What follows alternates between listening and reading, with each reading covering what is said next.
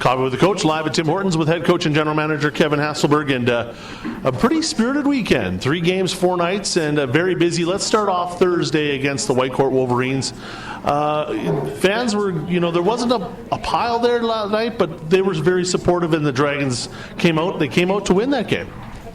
Yeah, and I mean, Thursday night hockey game in the middle of a school week, and I don't remember the last time we played on a Thursday night, so not your typical game night, and to have the support that we did is a very, very appreciative from our perspective. I know it's not easy to get to the rinks on those nights, but the fans that were in attendance were very supportive and got witness to a very good hockey game. Both teams. Whitecourt's a very structured, fast, maybe not as skilled as some of the other teams that we see coming through here, but their work ethic is unmatched, and it was certainly a game that could have went either way, but in the end our guys buried their scoring chances, and the goaltending was better. So then we go to Friday night's game. Crowd huge, lots of guys there, both supporting Brooks, both supporting Drum. But what an exciting hockey game. That one I thought could have went either way as well. Yeah, that's 2 games in a row now where I feel we've outplayed the Bandits, and that one was no different statistically and analytically. We carried the play, we carried the scoring chances, and it's like anything though. When you're a team that's had success and obviously defending national champs, they know how to score when they get their scoring chances, and you give them an inch and they take a mile kind of thing. And unfortunately for us, we were on the losing end of that game, but it wasn't without a great effort by everybody, and obviously another very entertaining game for the crowd. But we got them twice here this week, and we're looking to get in the win column against that hockey team. I know that's every Dragons fan and Dragon player and coaching staff and everybody in this community wants to take down the Bandits, and I think we're getting close. Just got to be patient and keep working to get better. And I kind of felt sorry for the Calgary Canucks, because they're the ones that have to face us after we play such a strong game against Brooks. Go into Calgary yesterday, and things just seem to be going the Dragons' way on the score sheet. 10 goals, 10-2 victory. From the perspective of the coach's bench, what did you guys think it was like?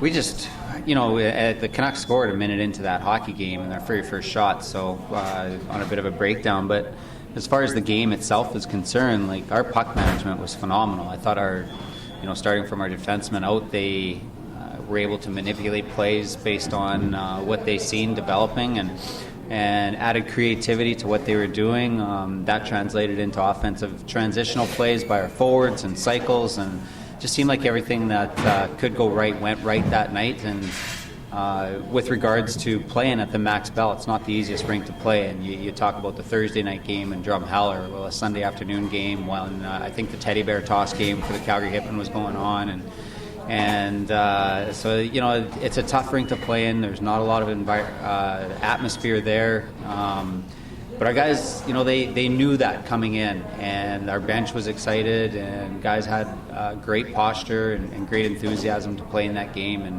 and like I said earlier, just some of the nicest goals that I've seen this group score in 3 years. So a lot of fun to be on the bench watching that one. Well, and what I really enjoyed was it was spread out everybody. The scoring was happening from defensemen. DeBurs, that goal he scored, just a beauty. So just great effort for the Dragons on Sunday. So we get prepared for a very busy week this week, and it's kind of interesting how the schedule makers have made the schedule. We see the Brooks Bandits on Wednesday, and then we see them again on Friday. So 3 times in 7 days. But that's, I think, a challenge the Dragons are up for. Yeah, we always get excited to play those games, and then obviously concluding on the weekend with Sunday matinee in Okotoks. So, why not? Bring it on, and let's get waves of people out Friday night to watch that game against the Bandits. Obviously, we're going into Brooks on Wednesday, and I know our guys are excited. We're going to take it easy and have a light week leading up to that. There's not much that needs to be said or done. Maybe a couple tweaks here or there structurally just to make sure that we're dialed in and ready to go. But this group wants to beat the Bandits. This group wants to win hockey games. This group is committed, and when it comes time to practice, they show up and they put in their time. They put in their time at the gym. So, with all those things that we're willing to do and the sacrifices that they've made up to this point, they haven't been perfect. They haven't been angels. but there's no question that they want to be hockey players and they want to be successful on the ice. So it's going to be a lot of fun, and it certainly makes for a very exciting job for the coaching effort. For sure, and for the fans as well, because we love playing Brooks, and it should be an exciting week. Wrapping things up here, December 1st deadline came and went. Didn't really make any big deals here for Drumheller. Brett Ballas was really the only one that ended up going to Salmon Arm. Not a huge amount of activity on the AJHL site for the deadline, but there were some moves. Yeah, the busiest team by far was the Okotoks Oilers, and you can look at it two ways. Like obviously we wouldn't be doing our job if we weren't exploring different options to see what was available that would strengthen our hockey team. But you can't replace character easily. And if you go up and down our roster right now today, we've got 23 players carded heading into the next deadline period, which is January 10th. Only 2 have been traded here from that group. 21 players have been recruited to this program, and I think that adds stability into what we're trying to accomplish as a group. You got to get the right people involved, and right now, and you're seeing that effort on the ice, and through adverse times, players don't want to be out of the lineup, but they come back stronger and ready to go. And the players that are in the lineup are working hard to get better every single day. So you got to find the right match, and certainly a part of that is ensuring that players will fit into our community and play well here. So we're extremely happy with the effort that we're getting out of the 23 players, and see no reason or no advantage by making any deals at this particular deadline. So we'll carry forward. We have 2 cards remaining now going into January 10th, and we'll continue to look across the country and see if there's a way to improve our hockey team. But the best way to improve any hockey team is to put in the work, to put in the time, to have committed players that want to get better. And if you have those things, then it's pretty hard not to be successful.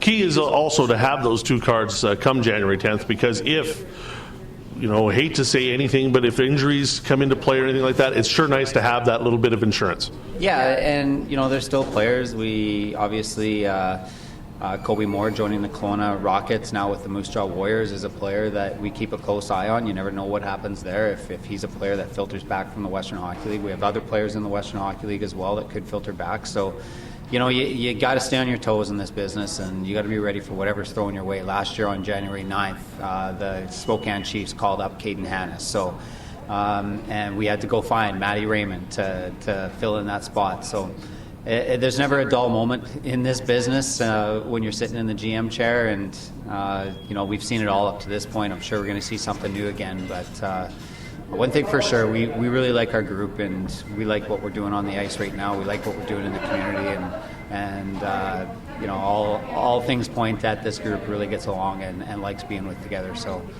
we're going to carry forward each day and get a little better, and hopefully by playoffs, you're going to see a team that's going to push for a spot in the AJHL final.